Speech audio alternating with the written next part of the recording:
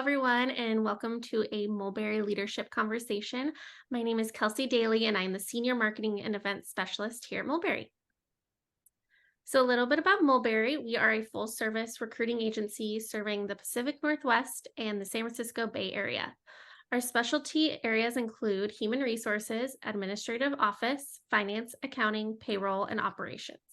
I encourage you to check out our website at mulberrytalent.com to see previously recorded Mulberry conversations and to view our full suite of service offerings and current job opportunities. So let's dive in. Today we are joined by our founder, Lauren Francis and Annie Ekstrom. Annie is the founder of Ekstrom Talent Consulting, a recruiting and people operations consulting firm that works with companies of all sizes to build teams and rapidly scale new capabilities. Prior to founding Ekstrom Talent Consulting, Annie led HR and talent acquisition teams globally at Nike, Tesla, and On Inc., working with leaders to address complicated organizational issues during growth phases through smart talent planning, exceptional people operations, and great hiring practices is Annie's superpower. There is no recruiting or people operations challenge she hasn't faced, both during her in-house tenure and now as a consultant. So before we get started, we would love for this conversation to be super interactive. So if you have any questions, please drop them in the chat or Q&A window, and we will try to get to all questions as they come in. So without further ado, it's my pleasure to introduce Annie and Lauren. Hi, everyone. Annie, welcome back. I know that this is your first time on Mulberry Conversations, but you and Kristen and Kimmy, you were all on a panel in, I think, the spring, the same topic, and it was just very well attended, and people really enjoyed what you shared and the impact that it had. And also, I wanted to let everyone know that Annie is going to join Mulberry in our section on our website, which you'll see on our website, in the Partners We Love section. We have many people that we work with constantly, referring to our candidates and our clients, thought leaders in the community, people, consultants, leadership consultants, coaches, career coaches, life coaches, financial coaches, which are great. And we really take this very seriously. People that work on resumes and LinkedIn profiles and so on. We want to do everything we can in our community to help foster relationships and communication. And we want people to thrive in their lives and in their careers. That is a huge push for Mulberry, and having great people like Annie, who has such great knowledge. She has a talent coaching business, and we really want you to know about it. And that's why she is here today. Without further ado, Annie, welcome, and off you go. Thank you, Lauren. What an amazing resource to have that available to people. I feel like so often people reach out to me and I can help with a small piece of the puzzle, but to be able to have so many other places they can go to reach all the different aspects we need help with, our community with in our lives. So we'll jump into this little presentation. As has already been said, please, let's keep it conversational. I have a deck with lots of numbers and stats and all the things because I love that stuff. And I could talk about that all day, but I know that I'm speaking to a group of people that knows this space really well also. So I think it's really fun when I get questions or we can kind of even challenge each other on the conversation. So please jump in. I am going to share my presentation now. So just a quick background. Again, I shared some of this information back in the spring, and initially this was a much longer conversation, but I did feel like everything that's in this document is really helpful just in terms of kind of background data and information if you're trying to talk to business partners, or just if you're a recruiting leader or a recruiter. Some of this stuff might be useful for you to look back on in the future. So I kept a lot of information here in this deck. We're not going to go through all of it. I am going to speak to the slides, and then you will get a copy of this after this conversation today and be able to do with it what you would like to, and hopefully use it as a resource. So the purpose for me today is really just to give you some hopefully useful and tactical ideas around talent attraction in today's market, and also give some historical context and broader context as to why we're in the space we're in today. I think we all lived through the last 4 years and saw the craziness, but I think even just breaking it down and looking at why things feel so different is helpful, and even understanding our own value now as talent acquisition professionals. So we'll talk through that a little bit. First, we'll start with the talent market update. Again, a little bit of what happened in the past, but also what's happening now. Then we will jump into some trends from this past year that I'm seeing. Again, would love your feedback if you're seeing something else. We'll talk through what I think are some really important ways to address these trends through a right talent acquisition attraction strategy. And then I just have two key takeaways. If you want to just check out until the very end, these are the two most important things to learn from today. And then we'll, have a more formal Q&A then as well. Not to take us back too deep into the last 5 years, but I think if you look at a quick macro overview of the last since 2018-19 over the unemployment rate, it's really interesting to see just these seismic things that happened culturally and societally and map it against what's happened with the labor market. I bring up labor market because somehow that's the thing that is what we're always measured against in talent. But I think it's not telling us a whole lot, if I'm honest. And I look at this, there's this one moment that's very big and it lasts a little bit, but all of a sudden we're almost right sizing in unemployment. So I think digging in deeper is helpful. So when I jump back to 2019, many of us probably remember it if we were in recruiting. And the years before, we were in this really tight labor market. Companies were getting really creative and being forced to think more about behavioral skills and training and recruitment branding and global hiring. We saw some of the lowest unemployments in years. So we were in this like really tight, stressful, tense time as recruiting professionals. And then all of a sudden COVID hit. And I don't think I need to belabor the pandemic year that we all lived through, but it was wild. And I think, again, if you take nothing else away, I think just looking at this fact that it was this overnight shift where we saw the deepest ever, most abrupt recession, followed by the fastest job regaining of all time. And when you look at that compared to previous recessions, I think it's also really interesting. It recovered quickly, but the depths of that compared to the Great Recession, compared to 2001, it's pretty wild. So you have this sort of moment of whiplash that we all lived through, all hands on deck mentality, burnout across all sectors, this realization that all of our security was tied to a job.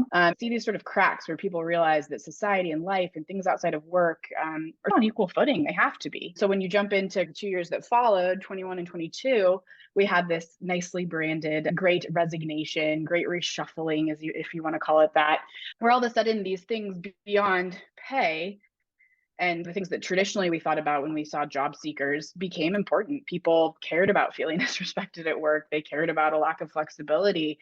So you started to see this really talent-led market. Social emotional trends blew past everything else in terms of what mattered. And companies were left trying to figure that out. And guess who's in the middle? Talent acquisition, trying to figure out how do we do all of this stuff and make business stakeholders and then people out searching happy. So I think when you get to this year, you've got all that stuff that has happened. And on a year by year basis, we've had to adapt. I keep hearing it's cooling, but it's still a really hot market. It's two things at once. I think it depends on where you're working. It depends on so many factors, but there's many things true at the same time this year. Non-tech has historically low layoff levels. Tech had a 40% increase in layoffs. I'm sure all of you are on LinkedIn. I feel like when I just scroll my feed, totally anecdotally, I get a mix of we're hiring, I got a new job, and I've been unemployed for 6 months and I'm highly talented. It's just this really strange time where I think, again, this sort of combo of things in the past are coming together. So that all said, I think job growth will be weaker than in years past, but if you look at the bigger trends, we're starting to see a leveling off more like 2019. So I'm optimistic that as we look forward, we'll get to this normal, but I'm always hesitant to say that these days. But normal is different. Normal has changed. Normal is much more worker focused than it has been. And I think some of the labor movement, the strikes that we're seeing right now is part of that. But we're in it to see what happens. There's always a trend. There's always something to focus on. And these are what I think are the top 5 trends in the market right now that we as TA leaders can address and think about. So skills are going to be the new currency in talent. Everything that happened in 21, 22 points to skill as being really important. Flexibility, choice, and ways of working is also going to continue to be something that really matters. And that doesn't mean just coming up with what your policy is. It means true flexibility. And we'll talk about that. Competitive and transparent wages really matter. And I think they matter for reasons that maybe we don't always think about. And so we'll chat through that. Benefits really need to support integration of work and life, not just a balance. So more to come. And then data and AI are everywhere. And that's going to continue to be the case. And so how do we use that to serve us as leaders in our space? So again, you can sit with some of these stats, or hopefully they're helpful in conversations with the people you work with. But skills are truly the new currency in talent. On the employer side, 9 out of 10 employers are struggling to hire because of skill gaps. That is due to many reasons, but that is very important to think about. On the job seeker side, people are really motivated to gain new skills, to create career development, to find opportunity to move both up a ladder, but horizontally too. I think more and more as I talk to candidates, I'm thrilled and fascinated to hear that people are interested and thinking of a career as more of a gaining of skill than just climbing and gaining recognition. And then I think second, again, this flexibility and choice in ways of working is continuing to become so important, and I'm sure also not a surprise to anyone here. I talk to managers who are really adamant about on-site or will fight tooth and nail to have somebody come in 3 days a week instead of two. I think being able to come to them and say 25% of workers are going to decline a job that requires 100% on-site work. This is really evolving. So how do we get creative and think about how to address all these different needs? And then as companies increasingly come to us and are focused on diversity, equity, inclusion, as they should be, this also plays massively into that conversation. Again, competitive, transparent wages. We have seen a huge rise in interest in that. I think I even saw the dude that holds the sign guy or whatever his name is. He's even holding up signs that say, just tell us how much you're paying. It is a trend. And so it's a trend because many job seekers feel like that's the right thing to do. And increasingly employers do as well. But it's also becoming a legal issue. There are many states passing laws requiring pay transparency, and that's going to continue. And I think it's also something that is helping flatten wages to some extent. We saw this massive spike in wage that needed to happen for sure, but it's also now on a trajectory where I'm curious about how much it can continue to go. And so I think starting to get more transparent and more clear in paying for actual performance will start to impact and flatten maybe that wage curve. And that's just has good and bad ramifications across the market. We talked about this a minute ago, but work-life integration is the new trend. 63% of Americans would choose better work-life flexibility over a salary bump. That is pretty wild. That definitely wouldn't have been the case in 2019. And what's really meant by that is work-life integration just means to blend both personal and professional responsibilities. As we're remote, as we went through these societal changes in the last few years, there's just this realization that we can't compartmentalize these lives we have outside, and how do we build grace and empathy and all the other things that are required to let employees do these two things, but succeed and excel and feel comfortable in both sides of their lives. And then lastly, this data and AI are everywhere. I don't think I need to tell anyone this piece of information. I feel like every time I turn on anything, it's, oh, here's more about AI, data. And certainly in my relationships with recruiting teams or business leaders, everyone is, what's the data on that? And I think this is critical, and this is going to become more and more important. This will evolve the way our jobs work as TA leaders. There's going to be so many aspects of what we do that could become fully automated, but how do we pick and choose the data that's out there to benefit us and not get into this sense of overwhelm about what's out there? Given those 5 trends, I'm going to pause for a second. Did I miss any trends? Is there anything that anyone else is seeing that they feel we didn't talk through, or something that is really important with one of those that someone has a question on? We love participation in questions and anything else anyone else is seeing. One thing that I was aware of this week is that I learned that this is the first time in history that there are 4 generations in the workforce. Have you heard that? I hadn't. That's wild. I know. And how is that impacting the workforce, right? And then how does that tie into the remote work versus hybrid and all those other things, just if you think about it from that trajectory? And everybody seems to have a different experience and wanted different things, right? If you look at the people that are early career or people that are end of career or close to end of career. Another thing I will say is I was at a roundtable. I do want to make a point about a conversation I had with HR leaders earlier this week, which is one of the employers was saying, I really want people to come back to work because that's our culture. We value collaboration. Mhm. And so the idea was said that, is it in your mission? Is it part of who you are as an organization? Is it stated anywhere? Do you live that? And then the other was, is it in job descriptions? And it's such an interesting idea, which is, wow, bringing that idea of hybrid or collaboration into the job description to then, instead of it's me versus them and my needs versus your needs. And so it turns into something very different entirely. So that was a topic that was discovered. I thought it would be great to share today. Oh yeah, it's so interesting. Yeah, and Rima said that's an excellent question, Lauren. She's glad that you brought up different generations in the workforce. Kat had a question. She says, are you seeing more geographic mobility in the candidate market? We've had a huge uptick in candidates open to relocating to Oregon. Oh, that's great. My answer, and again, this is my experience in my industries, yes and no. So I work with a lot of tech companies where, depending on the role, there's definitely a lot of openness to relocation. Where I'm really not seeing any openness whatsoever is the very sought after software engineering, any role where somebody feels like they don't necessarily need to be in an office all the time, digging their heels in. It's really hard to move anyone. And I'm seeing instead companies building satellite offices to address that, where they find hubs of people, of talent, and they're Mhm, building these satellite offices, which mhm. there's a benefit there too. So it's really dependent. And I don't do a ton of recruiting in Portland anymore. A lot of my hires are all over the country, but a lot of my clients are outside of Oregon. So I don't feel like I can speak to Oregon, at least in the last year right now, but I'm really happy to hear that. Okay. We'll keep going through here. If there are any other questions that pop up, Kelsey, you just jump right in. Okay. So again, we went through these trends. There's a million ways you can build out attraction strategies to address some of what's going on. And I think each of you could probably add 10 things to what I'm about to say. But Kelsey, is there a quick question? Yes, we have one more coming. When it comes to connecting with talent pools for more entry level positions, do you think more companies will move in the direction like Mod Pizza? Can they share more about what Mod is doing? I think I know, but I want to make sure that I'm up to date. Mod Pizza was in the news saying they are working like a second chance employer. Okay. Yeah. So I actually really love this question because what I think is a really important call out. What Mod does well is they're very into their company values. If you haven't listened to the Guy Raz How I Built This with the Mod owners, you should definitely do it. Part of their lived values are sort of giving employees a chance, and they have all these amazing examples of what they've done to kind of flex around employee life needs. I would call them a really smart integration company.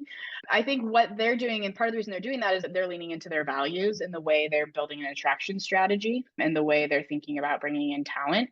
And so, if the question is, are more companies going to be smart and think about attraction and employer branding as sort of this extension of who they've decided they are going to be and how they want to show up to the people that work with them?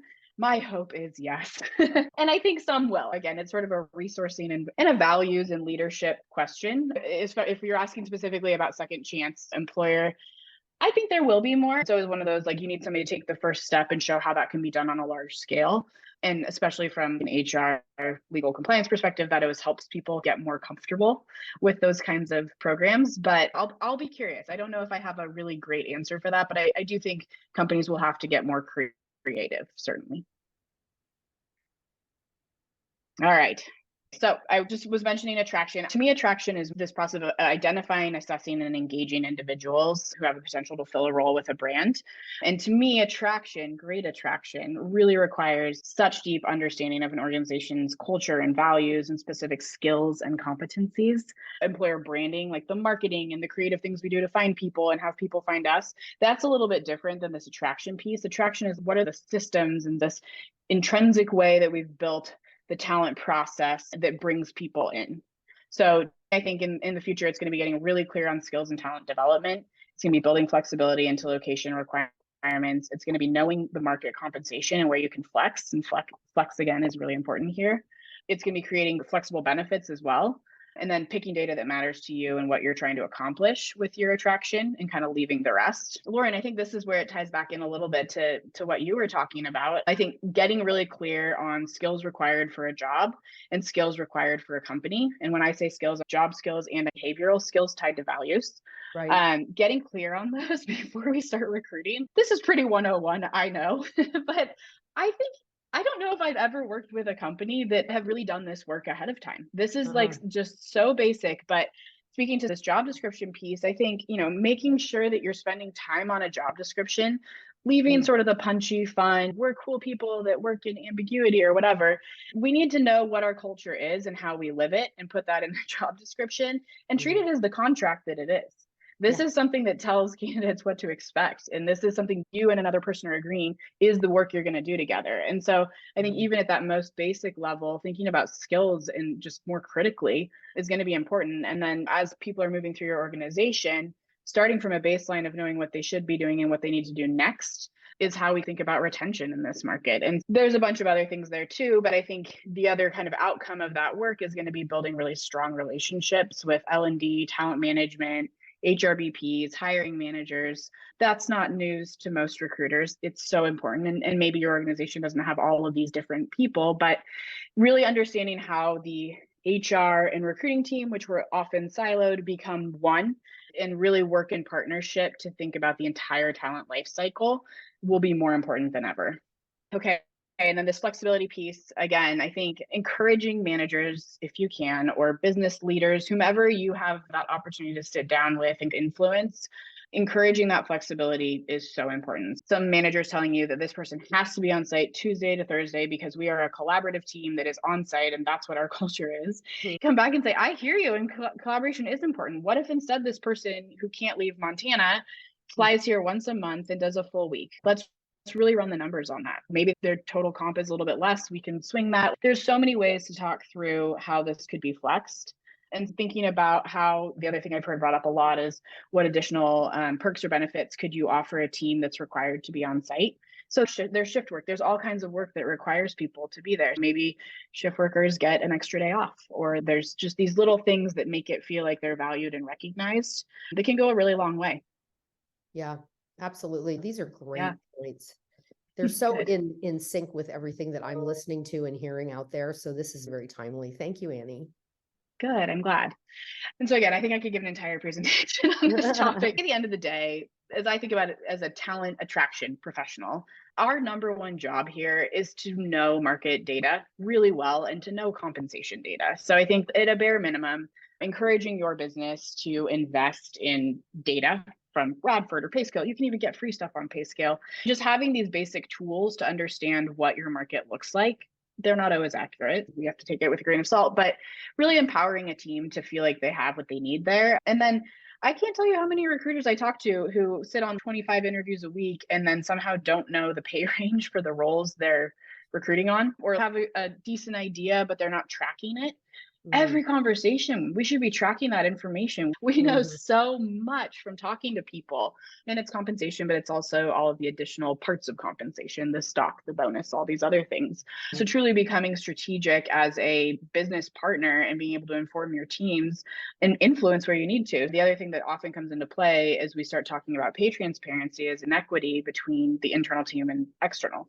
It is one of the biggest issues right now. And so if you can be informed, you can start to influence that piece. And that's not an overnight fix. That's a challenging one. You need to work with broader teams for all of that.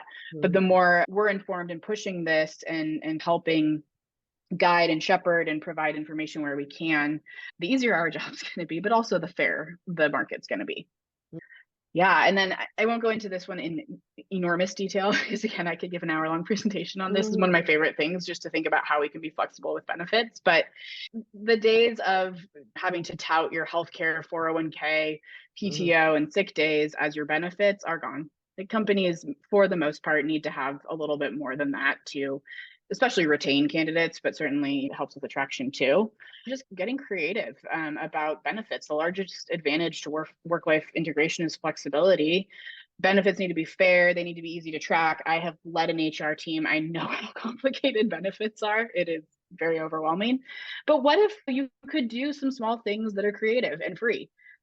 What if every new hire could select from a menu of benefits and there's 25 different things that address all the different places that people are in their lives in terms of what they need from benefits? Maybe people need childcare stipend and maybe people need to be done by 3 so that they can help do a volunteer activity that's important to them. It doesn't matter. But if you had these ways of letting people have a little bit of ownership over their benefits, I think that could make a huge difference. So at the end of the day, I think the biggest pushback I hear on benefits is expenses and fairness across the board.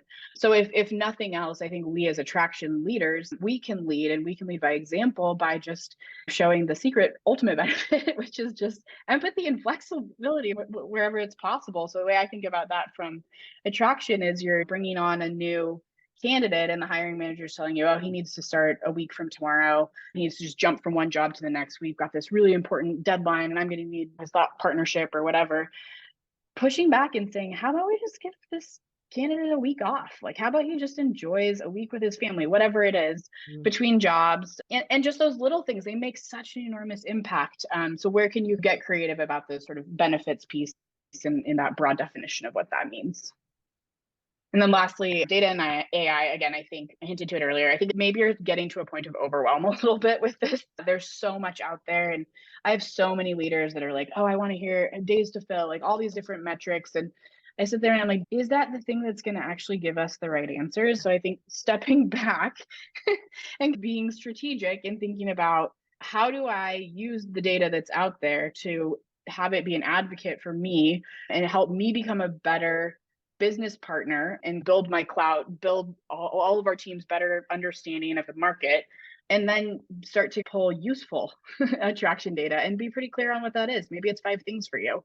That would be great. That's manageable. So building out what matters to your business, testing that for a while, you can always change it, but picking and choosing the parts that are important. Okay, so the last thing I have to say here, I think you already know, hopefully, but I think if you take nothing else from today, there's 2 really important things. One, recruiting is no longer on an island. Successful recruiting teams are a business capability, truly. They always have been. We just weren't always acting that way. They're strategic, they're creative, and they're human-centered on both sides. They understand the needs of the manager, but you're an advocate of your candidate too. And then I think second, companies really need to go beyond conventional boundaries of recruiting and try new creative tactics for finding and retaining talent. And again, we can tell them that till we're purple, but I think showing that and being the example of that and encouraging them and helping them think through some of this will be how you are able to impact that as a recruiter. All right. We flew through that. It's just great. I mean, all of this is so timely and so helpful. And I'm sure that it resonates with so many of you that are listening. And when we rebroadcast this out and put it on our website, this will also be a takeaway for many people that can look at this beyond today. Well, thank you so much for joining us and for all this valuable information. You have a beautiful family. Thank you. I also wanted to share too that we will send out these slides that Annie had in our email that goes out with the recording to everybody who registered. So you'll be able to have access to all this data and all this wonderful information. And if you have any questions, we'll include Annie's email as well. Thank you so much, Annie, for such a wonderful conversation. I'm sure this is so valuable for everybody who's attended. Have a great weekend coming up, and we'll see you next time. Thanks, Annie. Yeah, thank you.